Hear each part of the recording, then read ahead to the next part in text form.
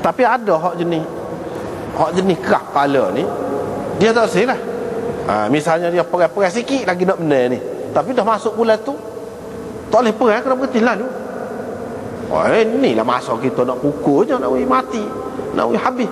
Jadi yang masuk dalam bulan hak haram tu, hak dia sendiri sudah terima tu, masuk sikit, hak nu pun balas lagu tu pula.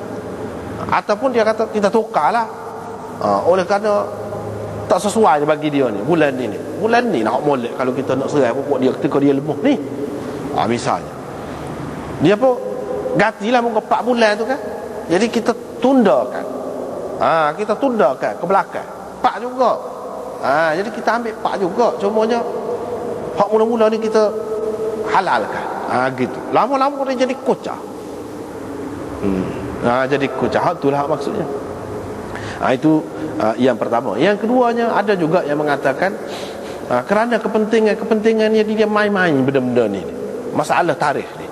Jadi maksud Nabi SAW ayat ni, tarikh ni tak boleh main-main, biar tetap, biar kemah molek, barulah senang nak kira. Dalam apa ni, jual beli, muamalah, urusan apa-apa pun senang. Jadi kita kena jaga hak ni kena jaga. Bukan sahaja orang Islam. Islam bila mari, dia menetapkan hak tu, hak mana baik, hak orang kafir buat dulu pun kita terima, hak mana molek tu. Hak mana molek, artinya orang Islam dan orang kafir kena pakat-pakat jaga hak ni. Tak kira bukan orang Islam saja, kebaikan dia. Sebabnya kalau tak jaga, dia akan jadi bercelaru.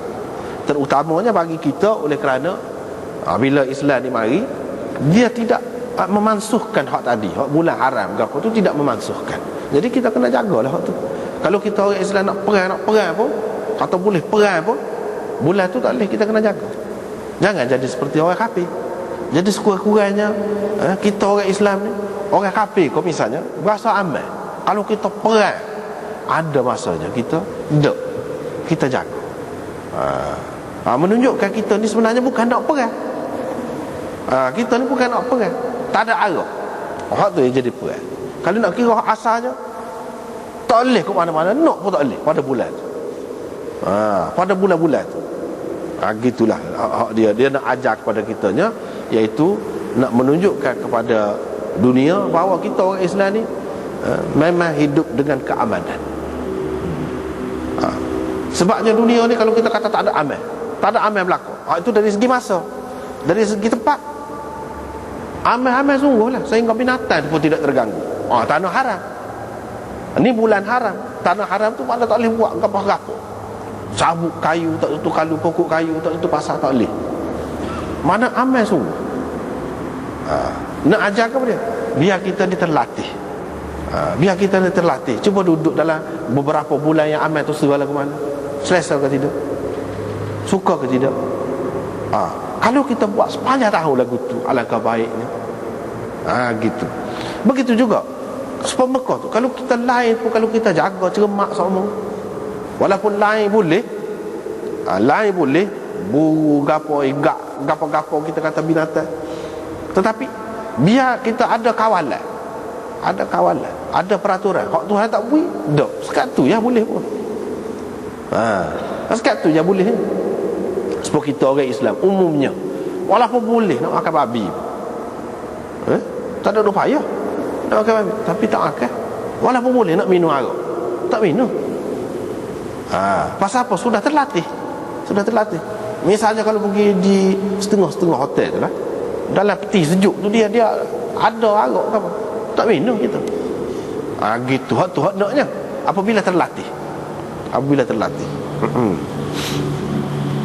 Maksudnya ialah mengikut perintah Allah SWT. Di sana perintah Allah SWT lebih ketat lagi. Di tempat lain bukan makna kita lepas bebas, tak. Kena ikut semacam gitu maksudnya. Kemudian dia kata Rajab Mudhar. Sebab bulan Rajab ni, Mudhar ni dia cukup jaga. Dalam banyak-banyak puak-puak kumpulan Arab ni, Mudhar ni puak-puak Quraisy lah, keluarga Nabi ni. Itulah Arab Mudhar.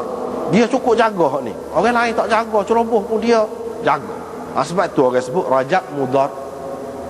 Sebab terkenal dia ni kumpulan yang sangat jaga bulan-bulan haram. Lepas tu Nabi SAW sebut bulan gapo. Sahabat ni tahu dah bulan gapo, hari gapo, tempat gapo, tahu dah. Tapi dia tanya ni apa, takut ada benda baru ke? Lepas tu dia senyap pula, kau nak bubuh nama lain kau pula. Tak boleh kira. Muka Madinah tu asalnya nama ya ahla Yathriba la muqama lakum. Dalam Quran pun sebut Yathrib, nama Madinah. Lepas tu Nabi tukar kepada Madinah. Tak boleh kira, takut nak tukar lagu tu. Rupanya dia nak menarik perhatian. Bulan gapo? Bulan haram. Ni tanah ke dia? Tanah haram. Sebut belaka hak berkait dengan haram. Apa makna haram? Haram tu maknanya darah kamu haram. Mana kamu tak boleh menumpahkan darah sesama kamu, tak boleh. Tak boleh menumpahkan tu bukan situ saja, lain pun tak boleh. Haram tu haram ke dia? Harta benda saudara-saudara kamu, orang Islam, orang lain, bukan situ saja, haram lain pun tak boleh.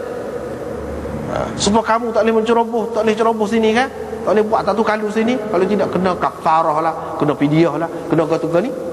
Begitu juga di tempat lain kamu kena jaga lagu tu. Hak ni kehormatan orang, jangan duduk kata, duduk sebut apa-apa hak tak molek, fitnah orang, jangan. Haram kepada kamu. Supaya kamu learn ni lah, duduk di bulan haram, tanah haram. Tu dia. Hari ni hari yang istimewa, hari nahar, di bulan haram, tempat berkumpul hari yang mulia. Takkan di hari yang mulia tu makna nak semua tu nak menarik perhatian supaya duit tumpuan betul-betul bahawa benda ni benda besar ni, benda haram.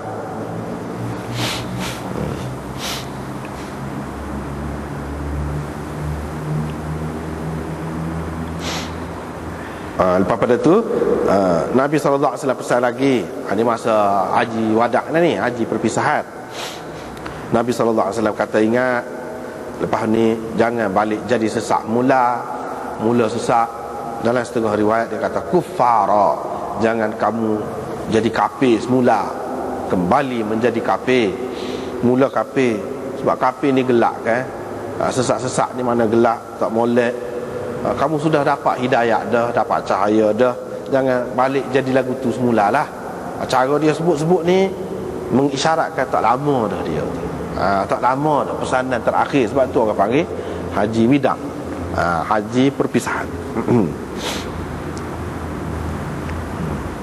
Di mana sebahagian kamu memenggal leher sebahagian lain, duk bertetak. Janganlah begitu. Ni tetak ni, tetak ni. Tidak nanti tetak saja, tidak nanti leher saja, mana-mana membunuhlah maksudnya, ataupun buat nyaya kepada satu sama lain. Janganlah begitu. Ingat, kata dia, ingat, mana mari ni bukan semua orang Islam mari. Ada hak tak boleh mari, ada hak bukanlah ni generasi akan datang. Hak tu hak tak ada lagi. Hak tak mari, ada dah tak mari, balik royak. Ataupun hak tak ada lagi. Sebab kita ni lah, itulah generasi sahabat jaga molek, royak. Hak tu tabi'in jaga molek, royak pula. Dengan adab seperti yang kita belajar dalam hadis ni sampai kepada zaman kita ni, kita tahu Nabi pesan lagu ni, kena royak. Agama Islam ni bukan jenis susu dah, jenis royak, jenis agama dakwah. Sebab apa? Sebabnya boleh jadi orang yang disampaikan itu lebih mengerti daripada orang yang mendengarnya. Bukan semua, sebahagian. Ada orang yang disampaikan itu lebih mengerti lagi daripada sebahagian orang yang mendengarnya hari ini. Apa faedahnya? Sebab hadis-hadis ni dia bukan untuk satu zaman, untuk sampai kiamat. Lebih mengerti itu boleh jadi berdasarkan kenyataan. Zaman tu tak berlaku lagi, orang tak faham apa dia maksud Nabi ni. Kemudian orang faham. Pasal apa? Disaksikan oleh mereka sendiri. Misalnya bila Nabi kata suruh selai lalak tu, hok masuk dalam minuman tu, tak faham dia tu, dia royak semacam. Baru mari orang kemudian ni dia menyaksikan sendiri. Betul. Dia banyak racun yang ada pada apa-apa benda tu, penawar pun ada dekat situ juga. Tu dapat satu ilmu. Dapat situ juga. Dekat-dekat tu lah. Nabi SAW pun royak dah. Biasanya dia jatuh kat sayap tu, ada racun tu. Sayap ada satu lagi, itu penawar dia. Maknanya satu gerbang ilmu dia bui, dia royak gitu kepada pengkaji. Kemudian dia, banyak benar lah racun ular. Penawar dia duduk situ juga. Hak gata ke apa dia? Penawar dia pun duduk situ juga, dekat-dekat tu. Kita banyak dapat ahli ilmu. Banyak juga hadis tu sahabat dia tak faham, banyak sangat dia gitu selapis gitu je. Boleh kepada puak-puak mujtahidin ahli fiqh, dia kembangkan hadis itu sehingga macam-macam masalah boleh keluar. Itu maknanya orang yang disampaikan itu ada kalanya lebih mengerti daripada orang yang menyampaikannya. Hak dengar hari ni tapi tidak semua hak dengar hari ni tidak lebih faham. Sebab itu dia kata min ba'dhi man sami'ahu, daripada sebahagian orang yang dengar. Tapi cara nak menyampaikan hadis tidak semesti faham siapa sedalam-dalam. Dok. Sampai ke hak zahir dia cukup. Ahli dia akan dapat memahami. Orang yang ngaji kau tinggi, kau banyaklah boleh faham. Begitu. Bukan semua hak tinggi-tinggi, hak hebat-hebat seperti Sayyidina Umar, Sayyidina Abu Bakar tu tinggi dah faham dah pada masa tu. Dia dengar dan dia faham dia tu. Orang kemudian ditupai hak dia. Faham dia tu. Siapa setara tu orang kemudian ditupai dia. Sehingga Syah Waliullah kata, kalau imam pak mazhab ni orang panggil, dan imam-imam yang seumpamanya lah orang panggil mujtahid mutlak, maka pada hakikatnya kata dia, bagi saya imam-imam hak ni, hak orang panggil mutlak ni, kalau nisbahkan kepada Sayyidina Umar, mujtahid muntasib sebenarnya, bukan mutlak. Hak mutlak sebenarnya Sayyidina Umar. Apa setara tu? Syah Waliullah kata, maknanya kadang-kadang faham orang dulu ni, orang kemudian ni ambil hak dia, yang pecah hak dia, duk hurah hak dia. Dalam tu. Dalam. Tapi setengah-setengah tu dia tak faham, dia faham hak zahir. Dia sampaikan, ada manfaat kepada orang lain. Ada banyaklah. Sama ada dari segi kita tengok kenyataannya memang berlaku di zaman kita, kita pun faham, mudah nak faham. Mudah nak faham. Orang zaman dulu tak faham. Muhammad bin Sirin, perawi ni, bila dia sebut ni, dia sebut sama sadaqan Nabi sallallahu alaihi wasallam. Betul lah kata Nabi sallallahu alaihi wasallam. Sebab dia duduk zaman tabi'in, dia sudah tengok berapa ramai tabi'in ini yang lebih hebat lagi dari segi pemahamannya terhadap hadis ni daripada sahabat. Sahabat tu pun tak terfikir lagu tu, tapi dia boleh royak gini. Muhammad kata betul, Nabi sallallahu alaihi wasallam kata tu betul. Sebab itulah ilmu kita ni, hak tu habui ni, maknanya kena jaga molek, sifat molek, tak usah ubah. Siapa masa dia, Tuhan akan buka, orang akan reti. Bukan masalah agama saja, masalah dunia pun begitu je. Tak sampai masa Tuhan tak buka.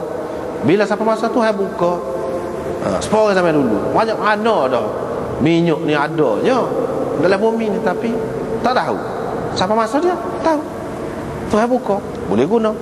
Lepas tu golanya pula macam-macam lagi tenaga. Bab ma jaa fi qaulillah, ni bab firman Allah, inna rahmatallahi qaribun minal muhsinin. Sesungguhnya rahmat Allah itu hampir kepada orang-orang yang berbuat baik. Rahmat Allah itu hampir kepada orang-orang yang berbuat baik.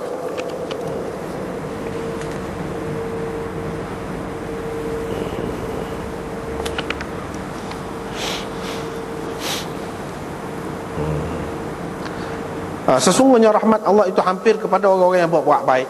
Jadi rahmat ni segala hak molek lah, hak menyenangkan di dunia dan di akhirat. Itu rahmat Allah Subhanahu Wa Taala. Luahlah makna rahmat. Rahmat Allah qaribun minal muhsinin. Qaribun minal muhsinin. Kita kata kalau orang mengaji nahwu lah, dia kata berapa tidak qaribatun minal muhsinin. Sebab dia jadi khabar. Rahmat itu kan isim,